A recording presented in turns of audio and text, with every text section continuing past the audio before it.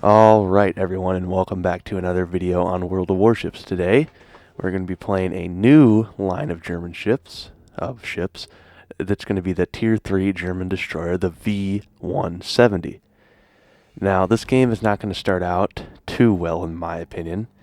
I'm going to try and win my side, and I'm going to kind of get beaten back, but then thankfully my team won the center and the other side. I think it was, if you're looking at the map, it's the right side, so they kind of won all that, so I was able to get help very quickly. But there's going to be this one, like, the Osho is going to be talking. I apologize if you can hear that in the video, but yeah, that's the only thing about this that's kind of iffy. Or at least for this recording, but, oh jeez. 3 seconds till the battle starts.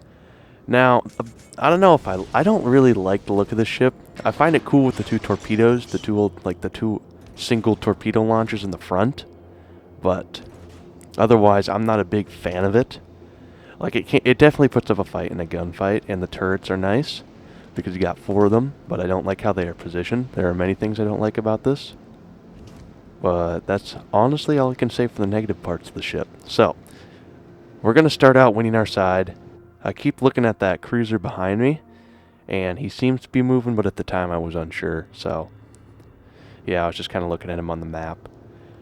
But the first thing, okay, one of the most annoying things about this destroyer is the fact, planes on the smaller maps, you just seem to get spotted by them all the freaking time, and it's just so annoying because, like that right there, if I just feel like I'm so far away, yet it's spotting me.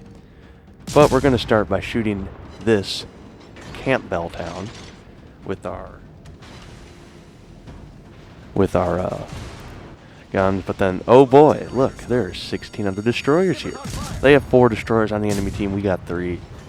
We do have more cruisers for that, which are more capable at taking out destroyers, but most of the time that doesn't happen at low tiers because they're still getting a feel for the game, which I can understand. And so if you look on the map, we have the Campbellton in front of us. We have another, I think that's an Izakaz in front of us, and then there's a V-170 going around that rock right there. Now I am hoping and praying that Phoenix can take care of him, because I am trying, oh, that's a Wakeful, not an Izakaz. I thought it was an Izakaz. I'm launching torpedoes at him, trying to guess where he's going to be, hoping he's not going to slow down. He's going to run into those. The V-170 that's moving around and started kiting or running, depending on what you say or think, and depending on what he was doing. And I don't know what this Phoenix was doing here, but considering he's a cruiser with sonar, a Tier 3 cruiser with sonar, I think he should have had this guy. But my primary focus is going to be the Campbellton. These guns are taking 9.5 years to get around, as you can see, which is terrible. It really is just terrible when you're in this situation. You just have to.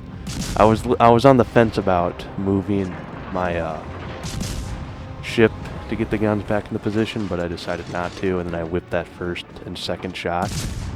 But third time's the charm, and I actually hit something. Not much, but I hit something. Now, I'm still getting. I mean, not that it is. You could consider this an excuse, but which is kind of isn't. But each nation does have different shell arcs. Like the Russians and Germans are more flat.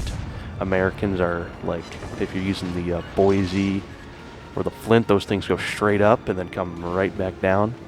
So they take 9.5 years to get to their target. But these things are quick, so I always under and overlead my targets a lot.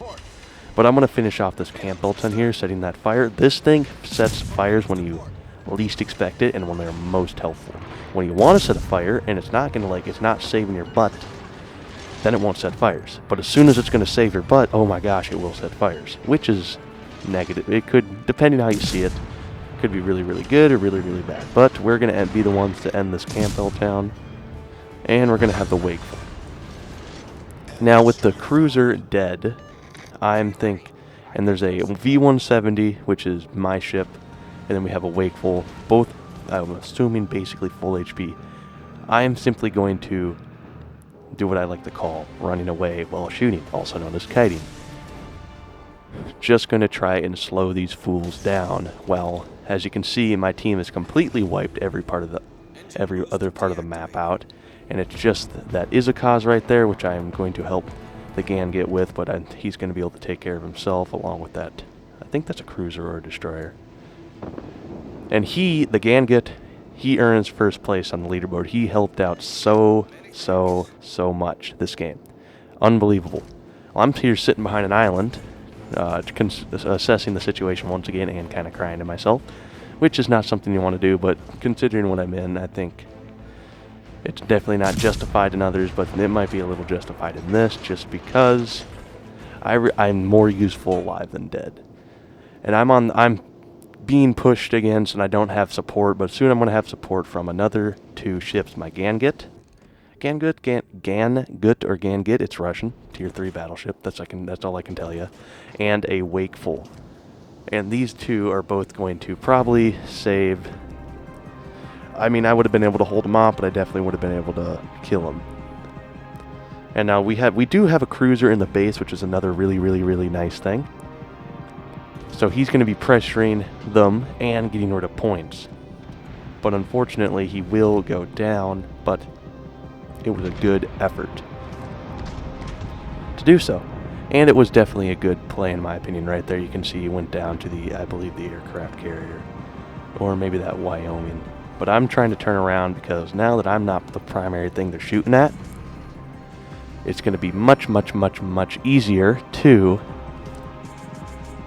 fight, because I've already lost about 9,300 of my 9,600 of my HP, and I don't want to lose any more for obvious reasons. And that is going to make it seem. It's just going to make my life easier. That's what I'm trying to say. So now I can do what I do best, being a gunboat destroyer. That's why I like the French. And now, actually, I'm starting to like the German. They're really nice. When I get a T-22 video out, I will show you. But, the funny thing is, when I'm playing, I can do great with the V1s, like any ship. I will do amazing game after amazing game after amazing game after amazing game. And then as soon as I click the record button, oh my gosh, teammates start doing stupid things that cost me the game. I start doing stupid things. But we're going to get this V-170 with the torpedoes right here. Boom, down he goes. And then there's a Wyoming, and there's that Wakeful, which is full HP. I was very concerned about that. So I launch all my torpedoes at the Wyoming here, knowing that they'll make it because, well, it's going to be close, but then knowing that they'll make it because of where I was aiming on the little map. And I do not believe those hit, but I was hoping I could just use the front ones because since they're single, they're just a straight line basically. And the Wyoming, most of the time people drive in straight lines, but they did make it past the island, which what I was checking. Gangit takes a torpedo, unfortunately. Wakeful is spotted by our other Wakeful, which gives me time to shoot. I bounce off of our Gangit right there to get back in the firing line for the Wakeful before he goes undetected, because as you can see, our Wakeful is about to die.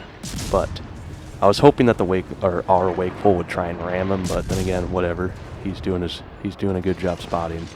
He is going to unfortunately go down here, doing a good job keeping him lit for me to shoot. If you're low health and you have the good position, if it's the only thing he can do, like he tried launching his torpedoes, he tried and he was getting into the shooting. I have played the Wakeful, but I really haven't, I played the I think that's a Tier 3 British destroyer. Yeah, I've definitely played, I've obviously played it. But the British really aren't gunboats. I mean, they got the angry smoke screens and all, but that's about it. I mean, if you use them right, their guns can be very deadly. But in his hands, he did really good. So I'm not going to say throw your ship away, because I definitely don't. I'm not the best player in this game. Once again, I don't have a Tier 7 ship yet. Let's hope for the Kansas. I got the North Carolina, and I've definitely gotten it done pretty well. But our Gangit takes down the Wakeful, but the Gangit goes down to the aircraft carrier or the Wakeful. I believe the aircraft carrier. So now it is just me, this aircraft carrier, the Osho, basically running down the clock. So I'm not going to make you guys wait for that. So we are going to quickly teleport. We're going to go forward in time to the end of this video. All right, as you can see right there, we made it. And as we end the game, just trying to barely get in range of the Osho to see if I can snatch this kill. Now, with these guns, although they do shoot in pretty flat arcs, I think the destroyers do have, like, when you're shooting at range, they do got quite the kind of just dropping, which is good for deck penetrations. But fortunately / unfortunately, our Osho gets to kill me with 3,663 base XP with 67,000 credits. The Ganget right there, getting 4 kills, top the leaderboard. Me second. Not terrible. Just another way to show that credits don't always matter. I would like to say thanks for subscribing to my channel. I have gotten a few new subscribers, so I appreciate all of you guys. I really hope you do enjoy my videos, and every little bit counts for me. Maybe not some other people, but I appreciate all of you, and it really does mean a lot to me. So please keep on subscribing and liking my videos if you can. It means a lot. And have a good rest of your morning, night, or just day in general.